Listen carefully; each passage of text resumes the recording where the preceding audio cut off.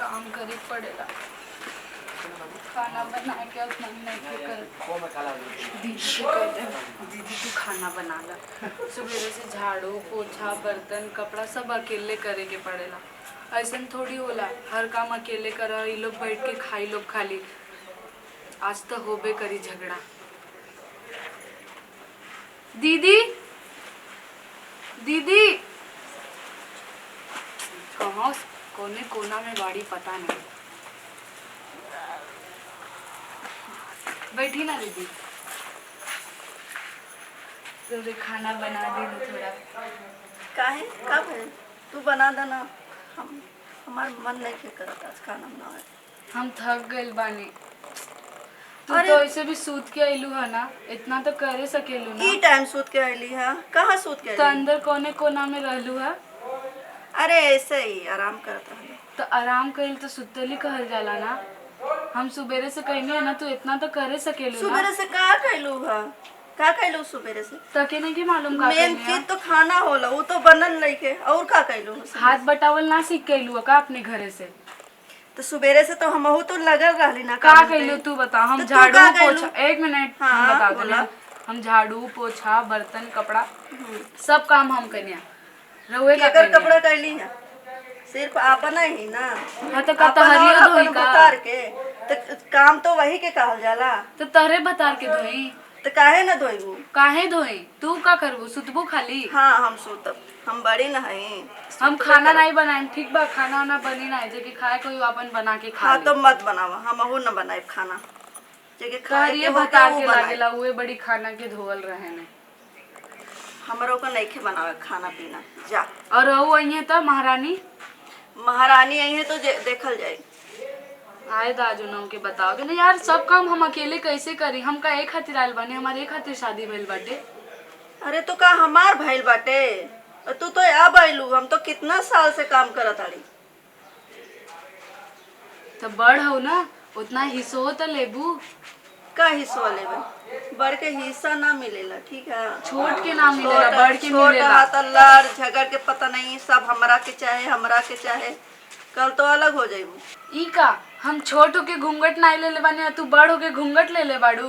बड़ी नया नवेली आयल बाड़ू का? आई जा हटावा ये सब शौकीन बड़ी। तो जब यही सीख के आइल बाड़ू तो हम का करी? ना लिहलू तो काहे ना लिहलू? लेवे के ना चाहे छोटो तो के दिखाए बाटे दुआरी पे जान तो चार लोग देखे के चाहिए कि हाँ हम घूंघट ले ले बानी ना। अच्छा दिखत नहीं। तो तोहरा के दिखावे के ना कि ला हमार चांद सब चेहरा देखा, यही दिखावता पूरा। तो जब घूंघट लेवे के रहे तो ही पफ काहे कैलू हा? ओइसे नहीं, तोहरा के दिखावे खातिर। और कुछ हमके ना जलन होला तके देख के तही के होला। तो दिखाता हो कि केकरा होला केकरा ना होला। छोटकी छोटकी। हाँ भाभी। कहाँ रहलू तू? फ्रेंड आयल रही उससे मिले गए। और अब कहाँ जाते रू? कहीं ना, बस ऐसे पबजी खेलत रही। पबजी खेलत रही? बहुत मोबाइल के शौक लाग गइल बता के। एक जगह से आवत आड़ी, दूसरी जगह जात आड़ी, बस करा के यही काम बा। जा चुपचाप खाना बनावा तू। तो कि कोनो काम धंधा नहीं के का? आई रोए रोए के जा एक्टिंग नहीं करे के, ठीक बा? ये देख ऐसे क्यों चुप ना करत? भैया आई तो हम बता दे। अरे भैया का करी यार? भैया का करी? भाभी हमरे साथ ऐसे करनी। कपारे पे चढ़ैले बाने भैया पे अत्ती खेलत नहीं। नहीं एगो मोबाइल ले ले बानी। हमरा ई नाटक ना वही अपने भैया के देखत हो? भैया हमरा का हम लोग का सुबह से भूख लागल बा, कुछ बना के दे जब बना ला ना। भूख तू का लागल सुतल बड़ू? तू के घरे जइबू ना सीखे को के नहीं के का? ना लड़की के फर्ज निभाल जरूरी नहीं के का तके। अब रोए के एक्टिंग मत करा, आंसू तो चोते नहीं के करेली। नाटक है। हम जाती माई बाबू से बता दे भैया से। अरे जा बता, कहाँ जाते हो? चुपचाप भेजा बैठ, समझ में? कहीं जाए की जरूरत नहीं के। माई बाबू से बता फोनवा ले ला, फोनवा देबे मत करा। तार बाबू तो छोड़ के कहने ऊपर, उनकी कैसे बताइबू? प्रार्थना करबू का ए बाबूजी हमहू के उठा ली? माई कहाँ बिया? पता ना माई। वो अलग है बेटी और माई के सबके अलग है टोन बा। ना बहुत नाटक, बहुत ज्यादा नाटक। हम का कहनी अब? तो तू तनी कम रो, ठीक बा? जाके खाना बनावा। हमनी के दिन हम ना बनाई खाना। दिन भर से हमनी तू के दोनों जनी किताब दे आइल बाड़ू। हम दोनों जनी खाना ना बनाए जा। अरे ये क्या होता है बेटा? लोग काहे इतना चिल्लाते रहो लोग? भैया हमें मारेला, बनाई यार। मेरा मोबाइल छीन ली। अरे हमारा बहन के तलर उड़ावत रहो लोग। देखा तलर दोनों जाना का बहुत मारे तो लोग मालूम बाकी ना। पढ़ल ये लिखल हमार प्यारी सी बहन हां बड़ी प्यारी सी सुबह से मुंह मार के हमें के प्यारी बनल बिया। अच्छा बड़ छोट के लिहाज भाई के अरे तो ये छोट बिया ई कोनो गलती करी करे दा ना का करे दा जरूरी बा।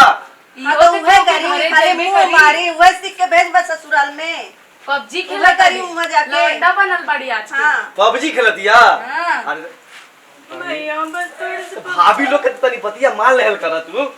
खाना हम ना बनाई। अच्छा ठीक बा तू मत बोलिए ए हमार का भाई ठीक बा का ठीक बा ठीक हम बा। नियो के ना बनाई जा फिर बनवा तू ही खाना ऊ ना बनाई तो। अच्छा भैया हमरे भूख लागल बा। भूख लागल बा भगवान जी दुगो हाथ दुगो गोड़ देले बाने जाके अपन बना लका उनके जाके तड़। अरे तू छोड़ तू बहनी ऐसे काहे के बोलो तू जाके खाना बना। अरे चुप रही ठीक बा ना और ज्यादा है कि कपारे पे मत चढ़ाएं। माने कि तू बतिया हम ना मनबू। ई क्योंकि घरे जाए कि ना एक मिनट रो इतना जबान लड़ाओ तनी इहो तो क्योंकि घरे जाए अरे अरे घरे जाई जाई तो एकरा के साथ हम- में जाइए ना वही बनाई है खाना साथ में ना एक साथ में लेके सुतई है जाइए। अरे हम अपने एकर बाड़ी शादी है। ऐसन घर में करेम ना जहाँ पे 10 गो नौकर होकर सन। दिमाग से एक पैसा के नहीं किया नौकर भैया दुनिया देखा भर मारे फिर हमार बहन के तू हाथ लगैलू।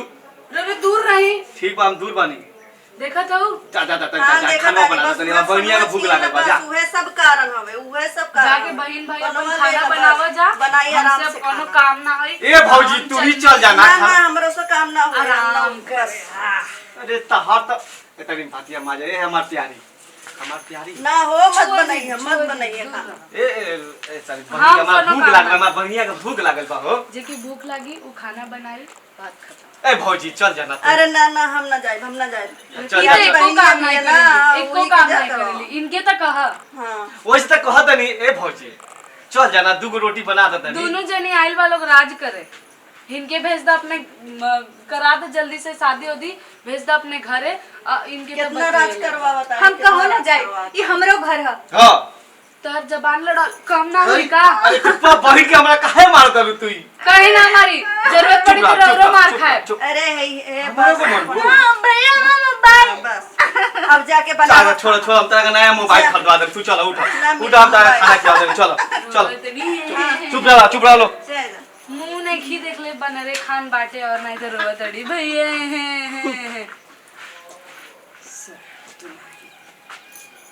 मोबाइल चेक करे पड़ी रुको चेक करे के का कर कितना नंबर दिया अब पता नहीं कितना से सेट भी है ना।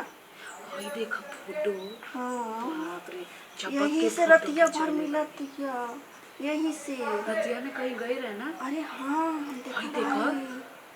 सचो में बाप रे इतना चालू निकलल पता नहीं के रहल।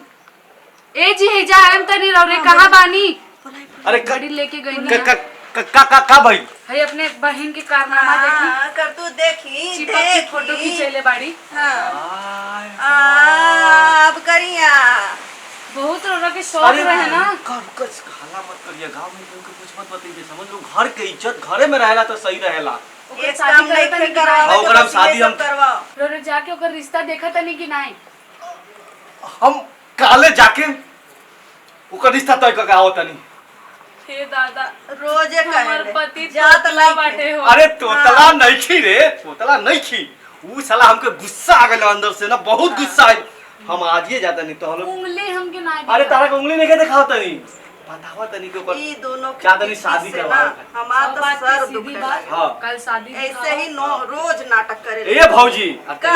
सुना ना हमार बतिया अरे बोला भाई जा- देखा एक मिनट है देखा है का बाटे वो अब देख फोटो लेनी। ना, एक खातिर कहे नहीं बहन के कपारे पे मत चढ़ावा नहीं तो घर के नाम ना खराब हो जाए। उनका के समझावल ना मतलब भाई से अरे आगे भौजी तू हमार बढ़- गलती बावे हम समझ जाए, गई जी जाए, हमार जाए, गलती बा भौजी वाला जाई जाते जाई जा तनी भौजी तनी तनी संभाल के हां हाँ हाँ अरे जाए, जा जाए, तनी जाए, जाए, जाए, जाए। देखा तारो कैसे अपने बहन के तरफ दारी लेता अरे वो हमें पता पिया अभी लेता लेता कहम तो आ जाई फिर मारे खातिर ए सुना न जाना खाना बना ला अरे हम थक गए बानी सचो में बहुत हाथ पाँव दुखाती एगो काम करेगी हाँ।